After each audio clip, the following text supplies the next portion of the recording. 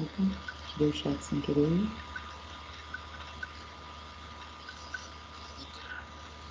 Bom dia, gente.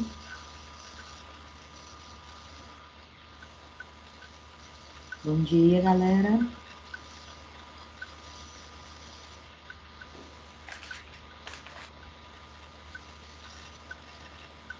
Vamos lá. Vou compartilhar a tela e a gente já inicia, ok? Mesmo o pessoal estando se adequando, né? Primeira aula do Bom dia, dia, Ney. sempre mais movimentado. Bom dia. Até a Patrícia me perguntou, gente, mas funciona? Esses meninos vão estar lá no primeiro horário? Vão estar lá no primeiro horário.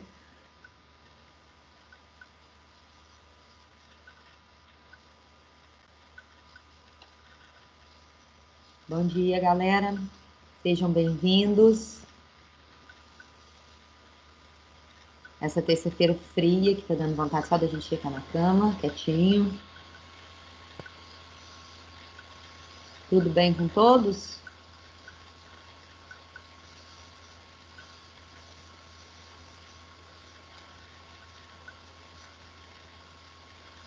Tudo bem, Ney? De você? Tudo bem.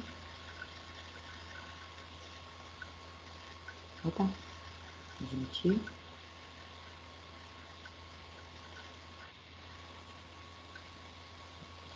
Tela. Bom, vamos iniciar? Então, como eu combinei com vocês, cadê um pouquinho? Não sei se aí vocês estão conseguindo admitir como é que está funcionando direitinho, vocês vão pontuando para mim, ok? Se tiver alguma falha, se vocês estiverem notando que tem alguma coisa para eu fazer que eu não estou percebendo, porque como é tudo muito novo, a gente apanha bastante. Oi? Admitir. Admitir. Tinha uns 3 na lista ali de espera. Na tela.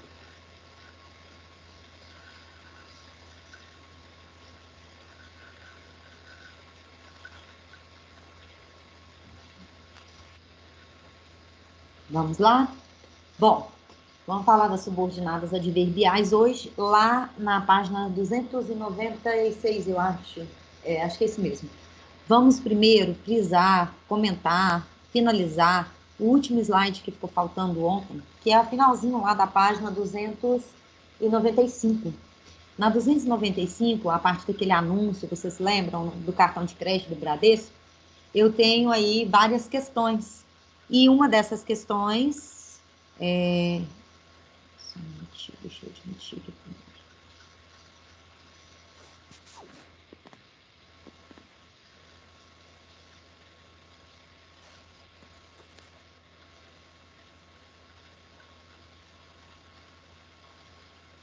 Bom, não sei se vocês perderam a minha tela, não perderam?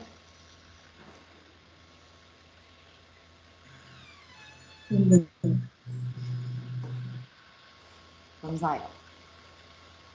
Então, nós temos aí, suponha que um dos estabelecimentos bancários envia seus clientes pensionistas os seguintes avisos. Por que eu estou retomando isso aqui? Porque isso aqui dá muita dúvida. Mesmo eu tendo colocado lá para vocês o slide com a resposta, não adianta só a gente verificar a resposta, a gente tem que entender e chegar a um consenso se é isso mesmo, se conseguiram visualizar. Porque vocês observam que o enunciado do banco 1 é idêntico do banco 2. Qual a diferença?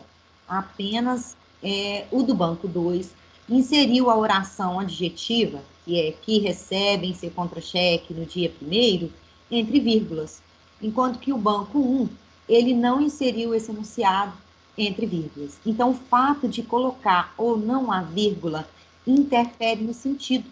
É o que vai perguntar logo abaixo aí do enunciado. Então, no banco 1 diz o seguinte, então vamos observar o papel que a ausência ou a presença das vírgulas faz aí na relação com o sentido. No primeiro, os pensionistas que recebem seu contra-cheque no primeiro dia terão atendimento especial nesta agência bancária. Lá no banco 2 vai estar lá assim, os pensionistas que recebem seu contra-cheque no dia 1º terão atendimento especial nesta agência bancária. Vocês observem que a hora da leitura, a vírgula não oferece essa coisa da pausa, né? Então, eu vou pausar mais o segundo enunciado, já que ele tem uma inserção de uma dupla vírgula aí. E essa pausa vai marcar também uma diferença de sentido. O que eu preciso observar? Que como na primeira não há presença da vírgula, eu tenho uma oração que restringe os pensionistas.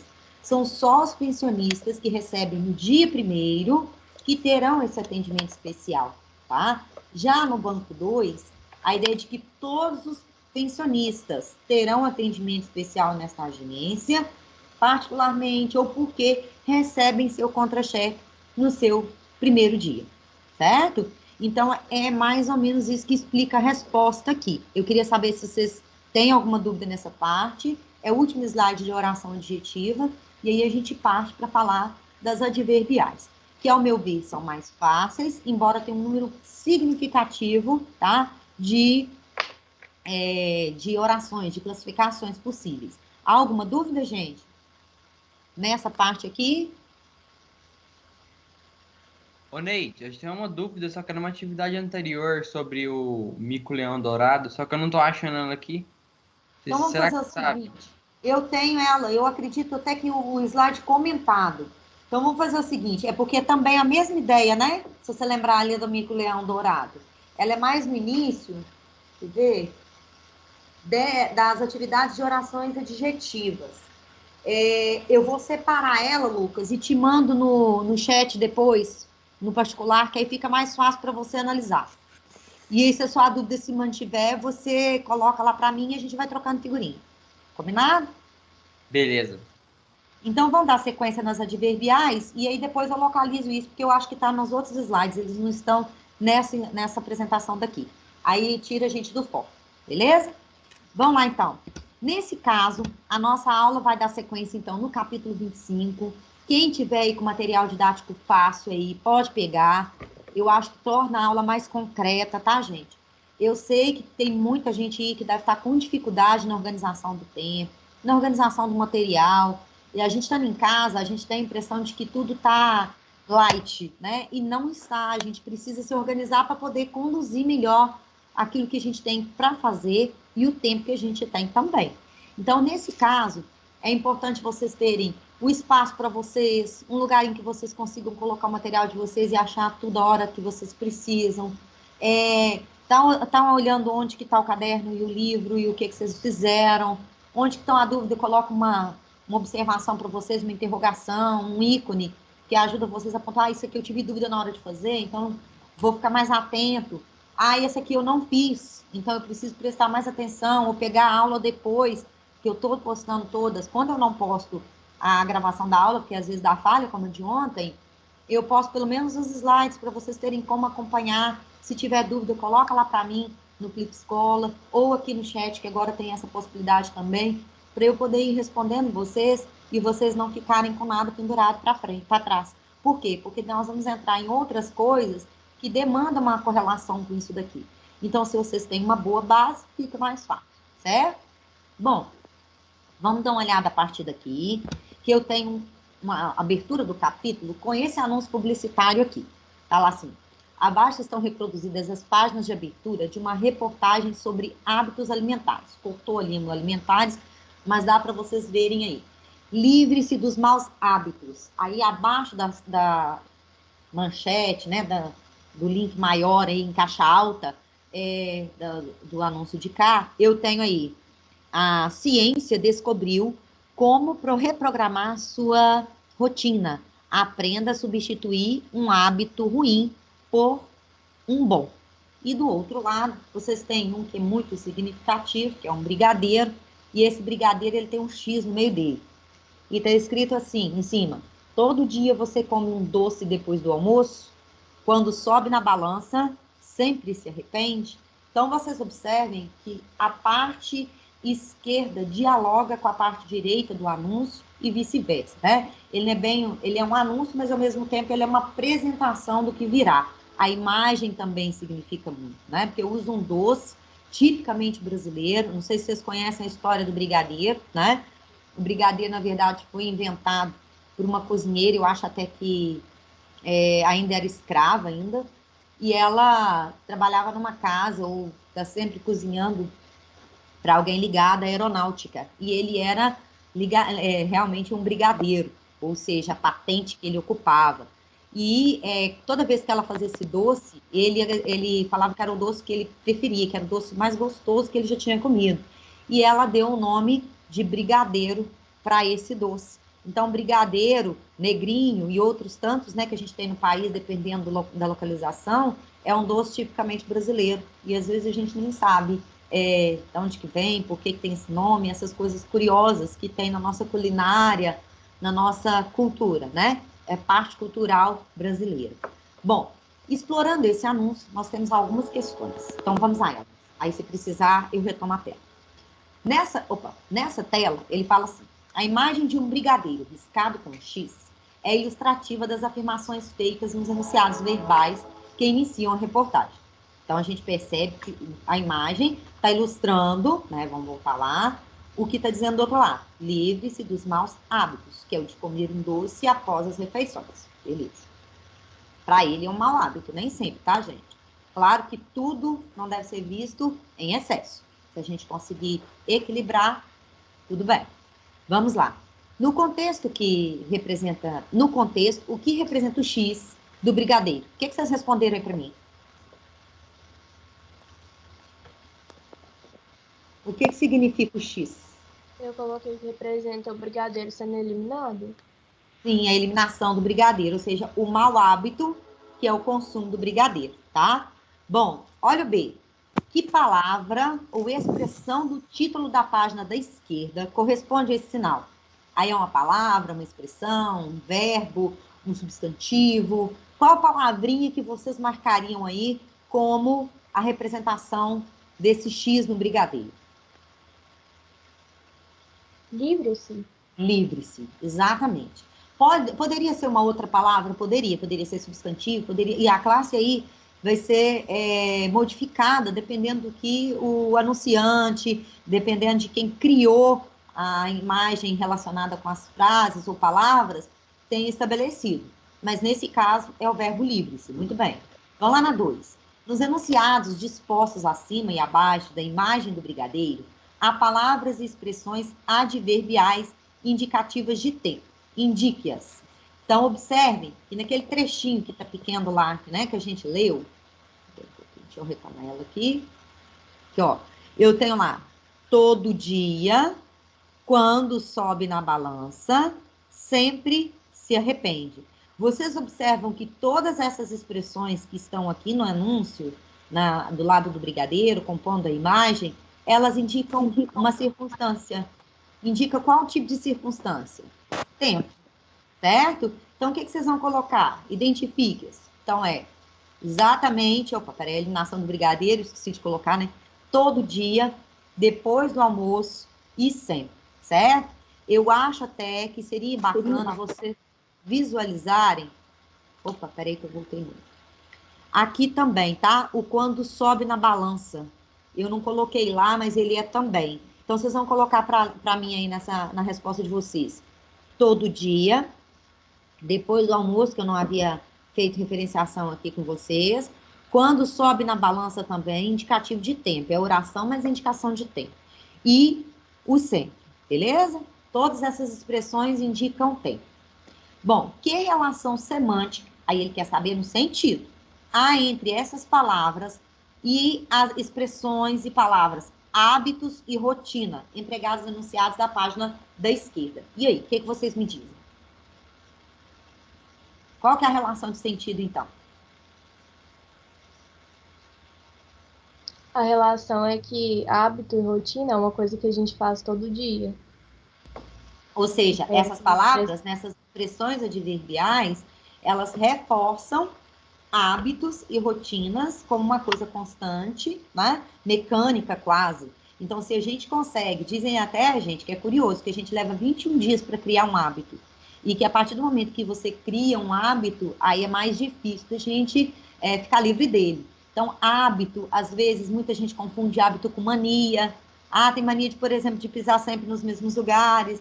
de deixar o chinelo sempre no mesmo lugar. Então, alguns hábitos, eles são, às vezes, caminham tanto para a ideia da neurose, que viram manias, e pode transformar-se, inclusive, em distúrbios. Por isso que a gente tem que tomar cuidado com o excesso. Tudo em excesso faz mal, inclusive o doce que está ali, né, tão característico, né, do brasileiro em si. Oi, diga. Acho que tem gente tentando entrar aí. Deixa eu olhar aqui, apesar que eu não sei, acho que quando eu coloco para admitir no meio, eu perco a tela. Eu volto aí, tá? Se precisar. Tem mesmo. Vários.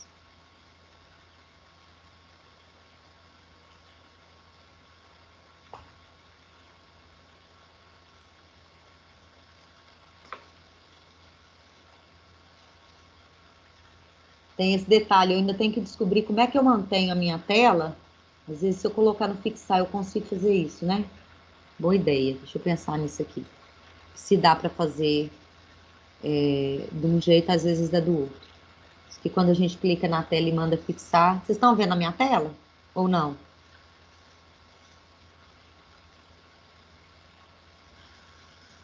Estão vendo? Uhum. A tela que está lá com as questões? Uhum. Estão? Beleza. Então, é só eu colocar uma coisa do lado da outra, eu consigo ir admitindo vocês. Ó. Então, vamos lá. Qualquer coisa, vocês vão me falando aí. Se tiver mais alguém, ativar. Bom, a imagem de um brigadeiro riscado, a gente já falamos de todas. Vamos passar para o próximo slide. Nesse próximo, nós temos a questão 3. Aí a questão 3 vai pegar exatamente aquela oração que nós comentamos lá, que também tem valor de tempo. No período, quando você sobe na balança, sempre se arrepende, na página da direita, há duas orações. Veja, quando você sobe na balança, esse você está entre parênteses, porque ele foi suprimido lá da frase. Mas aqui eles mencionaram para ajudar vocês a visualizarem o papel de sujeito que ele exerce, tá? Sempre se arrepende. Observe o tipo de relação que há entre as duas orações e responda qual das orações é a principal e qual que é a subordinada. Para a gente analisar a relação de oração subordinada e de oração principal, o que eu preciso marcar primeiro? Os verbos. Então, cadê o verbo na primeira oração? Sobe. Opa. Cadê o verbo na segunda oração? Arrepende-se. Tá lá o arrepender. Bom, o que eu vou fazer agora, depois que eu acho os dois verbos? Observar onde é que eu vou quebrar a oração. Ela já foi quebrada, a barra dele está aqui, ó, embora tá estranha, eu fiz uma outra barra de vermelho para a gente visualizar essa diferença. Outra coisa que eu quero que vocês visualizem. Se eu tenho um período composto, né, e eu tenho uma oração que tem conectivo, qual é o conectivo que aparece ali para mim? É o quando. O quando é um conectivo que marca a relação de tempo. Então, as outras questões vão ficando mais fáceis para a gente analisar. Está pedindo lá na letra A. Qual das orações é a principal? Sempre se arrepende. Qual que é a subordinada? Quando você sobe na balança. Então, eu vou colocar aí que a primeira oração é uma oração subordinada de verbial temporal, certo? E a segunda oração, a ordem aí não vai fazer diferença. O enunciado puxou a oração subordinada de verbial temporal primeiro, porque ele quer frisar o papel do tempo, tá? E aí, em seguida, aparece a oração principal. Então, fizemos a letra A toda. Depois pergunta, que palavra faz conexão entre as orações? É o quando, né? E qual que é o valor semântico estabelecido ou expresso por ela? Tempo. Então, nós temos o quando, o valor de tempo. Conclua. Que tipo de circunstância relativa ao verbo da oração principal a oração subordinada expressa? E aí, o que vocês responderam aí? Qual que é a circunstância? Ela tá óbvia, né? O que vocês responderam, gente?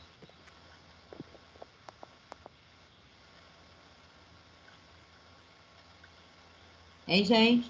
O que vocês responderam na 3C?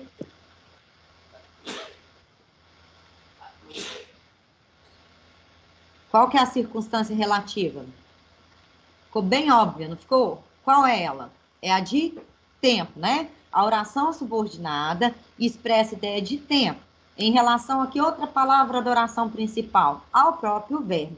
Lembrar, gente, que toda vez que a gente for falar de advérbio, adjunta adverbial ou de oração subordinada adverbial, a gente está falando de circunstâncias. O que é circunstância? É quando, é como, é porquê, é consequência, então, é instrumento. Então, vocês vão ver que aqueles advérbios ou adjuntos adverbiais que a gente estudou lá atrás, ele vai ganhar uma dimensão e aí vai se transformar, inclusive, em oração, como a gente está vendo aí, tá?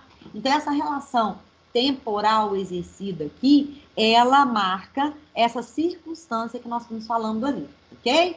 Bom, vamos dar sequência aí. Outra coisa Neide, importante... qual que é a diferença de valor semântico para circunstância que você colocou na C? O valor semântico e a circunstância são interligados. Primeiro, quando falar de valor semântico, ele vai estar sempre falando de sentido. Então, associa a palavra semântica ou semântica ao ramo da língua portuguesa que estuda o sentido. Então, se eu estou falando, por exemplo, de circunstância, ela exerce um valor semântico. Por quê? Porque se eu pego, por exemplo, certamente admite que valor semântico. Qual é a circunstância semântica que ele me oferece? Tempo, tá vendo? Então, a letra B e a letra C, que o livro de vocês trouxe, ela se aproxima muito. Porque quando eu falo do valor semântico de tempo, eu já consigo ver que a ideia que ele quis trazer para mim, já que é uma circunstância de tempo, é a relação de tempo. E o que eu preciso observar? Que todo advérbio, ou locução adverbial, ou oração adverbial, é modificador de verbo, de adjetivo ou de outro advérbio. E que quase sempre essas palavrinhas, verbo, advérbio ou adjetivo, vão estar relacionadas na oração principal. Quase sempre nada, tá, gente? Sempre que for subordinada adverbial, essas palavrinhas que nós estamos mencionando, que são pontos de apoio para o advérbio, para a locução adverbial, para a oração subordinada adverbial, vai estar sempre na oração principal. Beleza? Então, vamos lá na... tipo, como está na oração subordinada adverbial, então toda essa frase, quando você sobe na balança, qualifica o verbo arrepende. Isso. É modificador do verbo. Todo o advérbio, locução adverbial, adjunto adverbial e oração adverbial, ele vem como modificador de verbo, adjetivo e advérbio. E nesse caso, é modificador do arrepende, que é o verbo em questão. Certo? Vamos lá na prova. Aí tem outro anúncio. É um anúncio aí, uma campanha contra a questão da dengue. Por sinal, gente, está assustadora, né? Às vezes a gente vê divulgação de muitas outras coisas e a gente não percebe a questão relativa à dengue, porque as pessoas às vezes descuidam, esquecem disso. Então, não descuidar da questão, né, do combate, da prevenção, de cuidados pequenos que a gente pode ter em casa e evitar, acumulação de lixo, água parada, essas coisas, né? Então, olha, dengue, se você agir, podemos evitar. O Brasil conta com você. Cuide da sua casa, fale com os vizinhos, converse com a prefeitura. Você sabia que o ovo do mosquito da dengue precisa de apenas uma semana para se tornar adulto e transmitir a doença? Por isso, veja o que fazer para evitar que ele se reproduza. Aí tem um anúncio pequenininho, tipo, isso aqui para poder ler junto.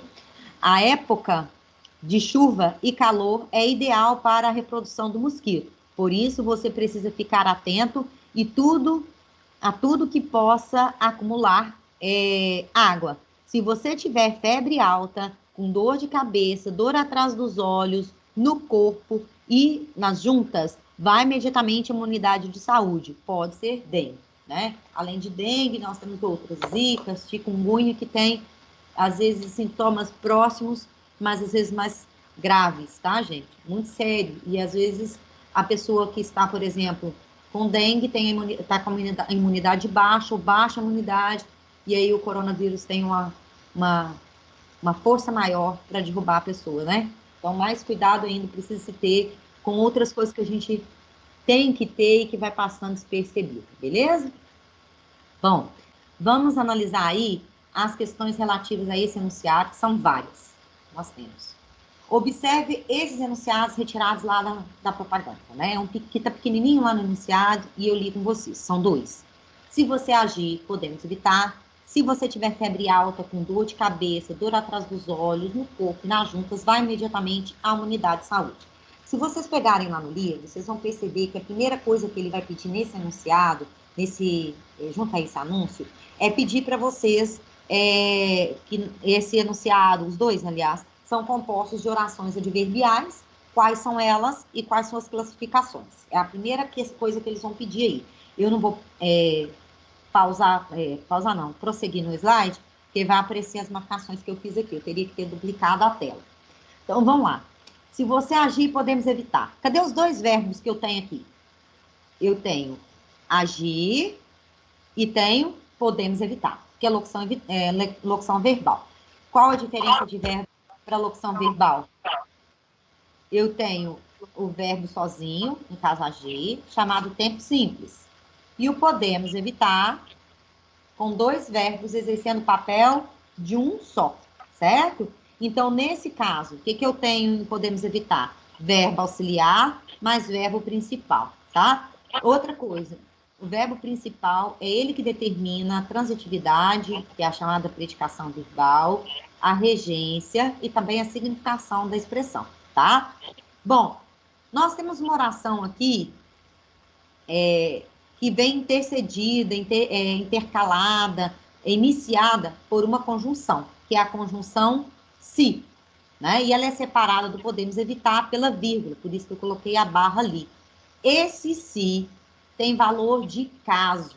Toda vez, mas toda vez que o se aparecer, ele vai mostrar que é o papel de condição? Nem sempre, tá, gente? O se é uma armadilha na nossa língua.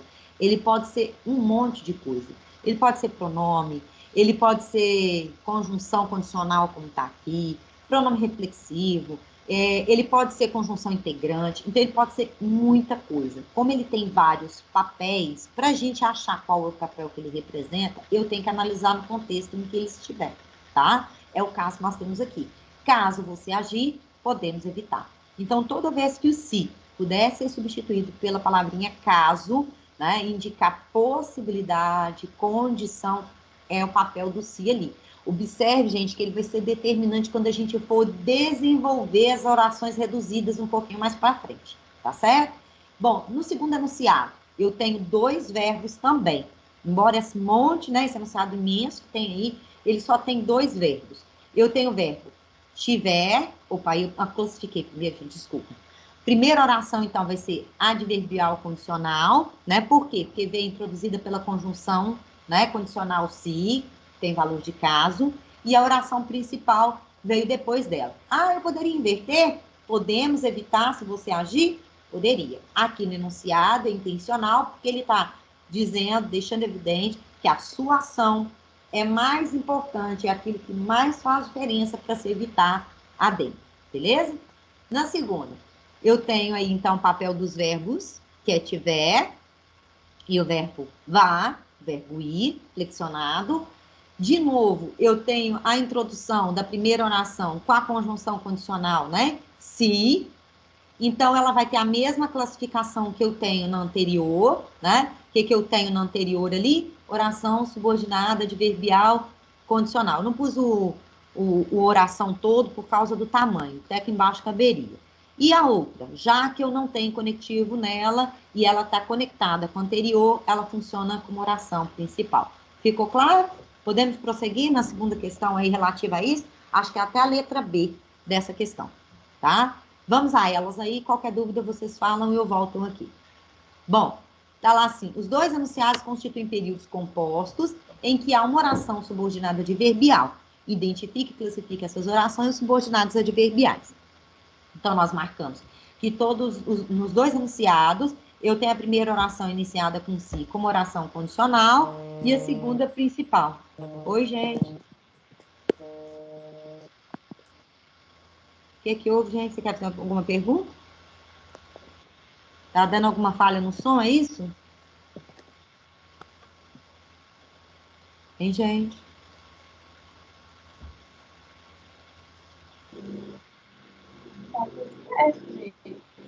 Tá dando para ouvir direitinho? Então, vamos lá. Letra B. Considerando a situação de comunicação, justifique o emprego do tipo de oração subordinada adverbial presente nos enunciados. Aqui é como o Lucas tinha me perguntado, ó. A letra A, ele pediu o campo da sintaxe. Ele quer saber o quê? Ele quer saber a classificação das orações. Na letra B, ele está pedindo o valor semântico, tá vendo? Considerando a situação de comunicação, ou seja, eu tenho ali um anúncio, um informe numa campanha de prevenção da dengue, certo? Então, nesse caso, o que eu preciso observar nessa campanha publicitária, nessa campanha, né, de divulgação, né, de prevenção da dengue? Qual é o valor das orações condicionais ali? O que vocês responderam para mim nessa B?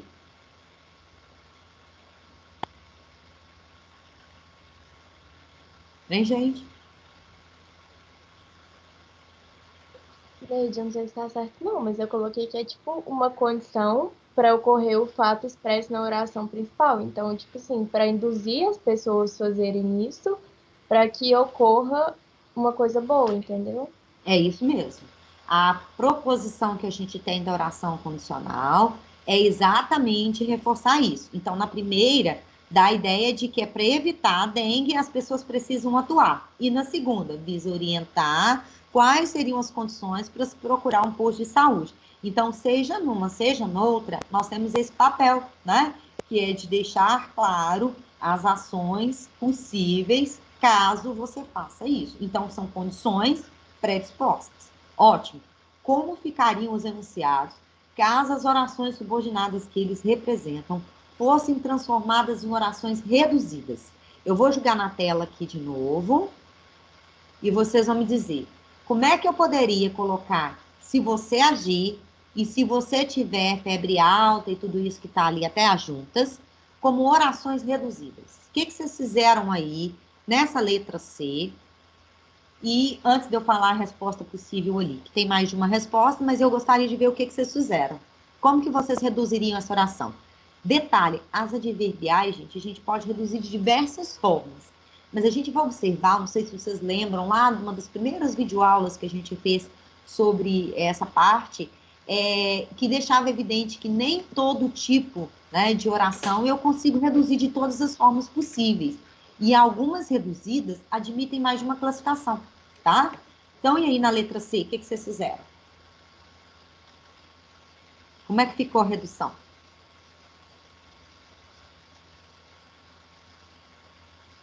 Hein, gente?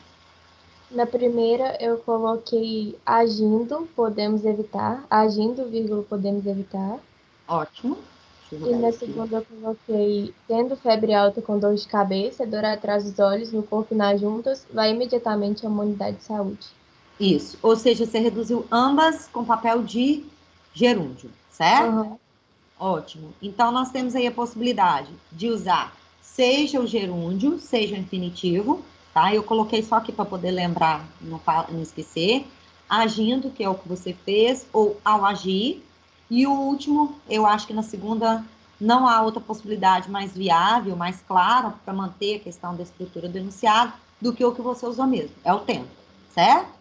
Lembrar que ambas reduzidas de gerúndio. Se eu coloco o ao agir, eu tenho reduzida de infinitivo, certo? Nós vamos frisar isso à medida que for aparecendo. Bom, aparece aí um poema do Paulo Leminski. Gente, Paulo Leminski, ele era muito revolucionário, muito voltado pelo lado social. Então, os poemas dele, ainda que tenham essa questão ligada à própria construção do texto, à valorização da escrita, à valorização do próprio poeta, que é o que esse poema apresenta, ele tem um valor social também, tá bom? Então, a razão de ser, escrevo e pronto. Escrevo porque preciso, preciso porque eu estou tonto. Ninguém tem nada com isso. Escrevo porque amanhece e as estrelas lá no céu lembram letras no papel quando o poema me anoitece. A aranha tece teias, o peixe beija e morde o que vê. Eu escrevo apenas. Tem que ter porquê? Então, ele está questionando o valor da escrita, tá? O valor da poesia. Eu vou deixar hoje para vocês lá no Acadêmico um podcast que eu fiz no fim de semana, que chama Acordar. Ele trabalha 2 poemas meus, de uma maneira intertextual, relacionando com a temática do acordar e do vazio, que tem tudo a ver com a questão da pandemia. E ele faz essa ponte com épocas muito distintas. Um dos 2 foi escrito em 2003 e o outro poema escrito em 2016. Então, muito tempo depois. Então, como que às vezes, com contextos específicos, diferentes, que a gente está tentando colocar no papel, né? A nossa alma querendo ser colocada ali, a gente acaba representando aquilo que a gente está sentindo no momento e, às vezes, fazendo pontes com outras situações que nem aconteceram ainda, tá? Então, bem típico do que o Paulo Leminski coloca aqui. Às vezes, a gente precisa escrever para não sufocar, para não sucumbir, como diz aí Guimarães Rosa em alguns dos seus textos. Vamos lá. Eu tenho aí no poema 2 tipos de oração subordinada adverbial. Quais são elas? Cite uma oração de cada tipo. Então, vamos lá. O que vocês acharam de orações subordinadas? Quais são as subordinadas adverbiais presentes no poema? O que vocês acharam? Tem causal Várias. e temporal também. E tem qual? Causal, Temporal, né? E temporal. Uhum. Muito bem. Então, nós temos aqui, ó, escrevo porque preciso, preciso porque eu estou tanto. Todas essas iniciadas com porquê, ó, porque amanhece, são causais. Então, a maioria que a gente vê de orações adverbiais presentes no poema do Leminski são causais, certo? Mas ele nos apresenta aqui uma oração temporal, quando o poema me anoitece, beleza? Então, vamos responder a questão lá e retomar aqui de acordo com o que ele precisa ali. Então, coloquei lá, ó, causal, porque preciso, porque estou tonto, porque amanhece. E temporal, quando o poema me anoitece. Beleza. Deveria ser causal e temporal, tá, gente? Não tem que ir pro plural, não, mas logo naquela que tem uma só para os temporais. Considerando o tema e o título do poema, aí eu vou ver a relação semântica, relação de significação entre tema e título. Qual a diferença, vocês sabem? Quando a Clícia coloca lá para vocês um tema, e muita gente vai lá e pega o tema que ela deu e coloca como título. Pode fazer isso? Né? Qual a diferença entre tema e título? Por que há predomínio de um desses tipos de oração subordinada adverbial? O que vocês me dizem? Qual a diferença entre tema e título, tá? E qual a relação do título razão de ser com o assunto abordado no poema? O que vocês me dizem?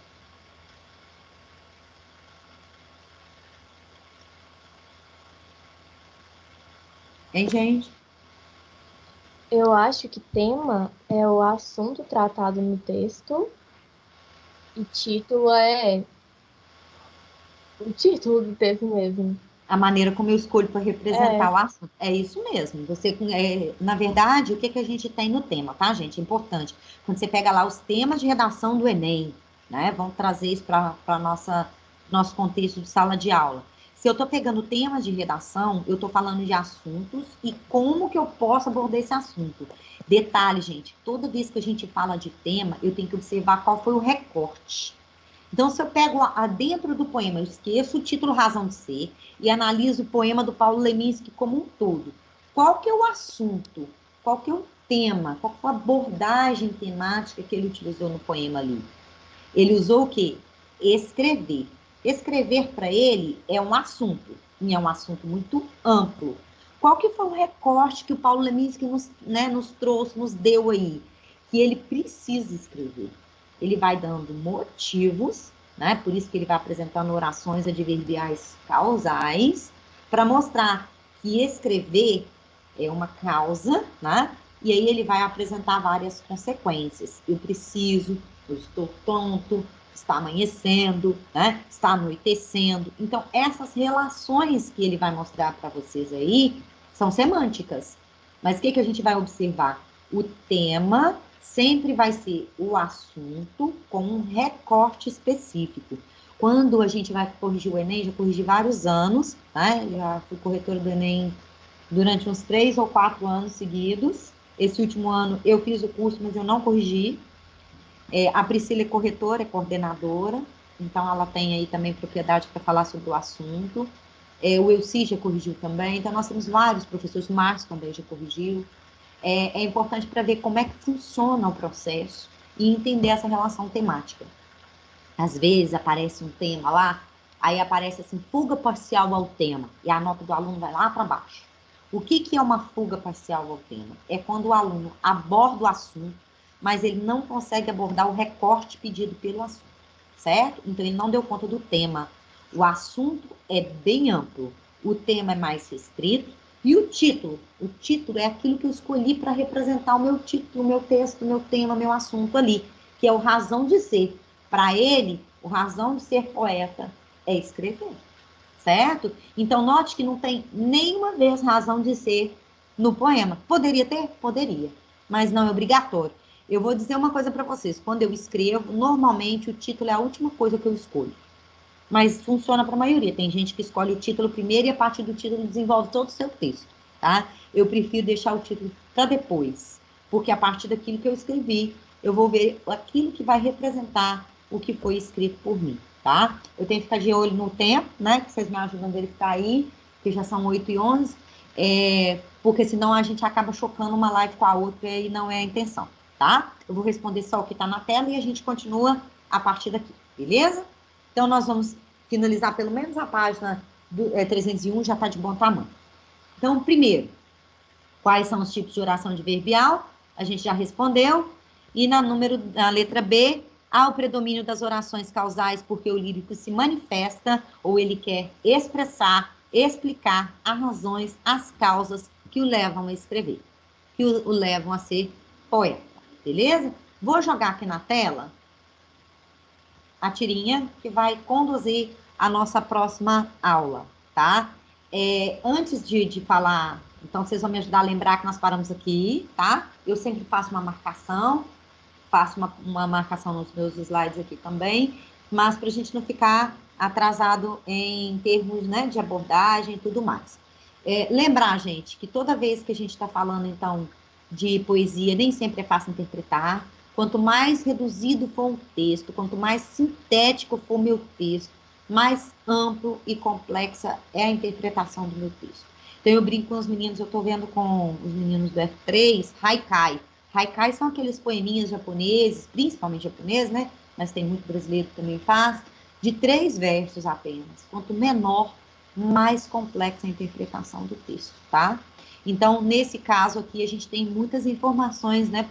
Devidas à abordagem do Paulo Leminski no texto, que dá para a gente analisar o poema dele em si, né? A perturbação dele de ter que escrever porque tem algo incomodando. Então, esse é o momento em que a gente está vivendo, que a gente vive muitas perturbações. Eu tenho colocado algumas coisas, expurgado, né, algumas coisas no papel também.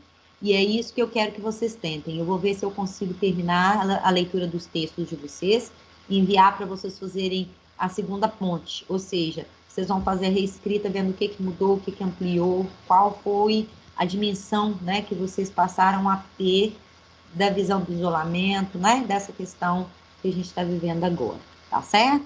Então, nós vamos parar nessa questão do Paulo Leminski, lembrando que a próxima abordagem vai ser a tirinha na página 302, ok? Bom dia para vocês, fiquem bem, se cuidem, qualquer dúvida que tiverem, vai pontuando. Se vocês perceberem que o Microsoft Teams está tendo alguma falha, vai reportando para a gente que é professor, e lá para o suporte também, para o Igor, para o Matheus, porque a gente está também testando todas as possibilidades e vendo o que é melhor para todos nós, né? Fazer o melhor que a gente pode dentro do que nos cabe, beleza? Então, fiquem bem, bom dia a todos. Tchau, Neide, muito obrigada. Tchau, de nada. Tchau, Neide, obrigada. Tchau. Tchau, Neide. Obrigado. Tchau, gente, por nada. Bom dia para todos.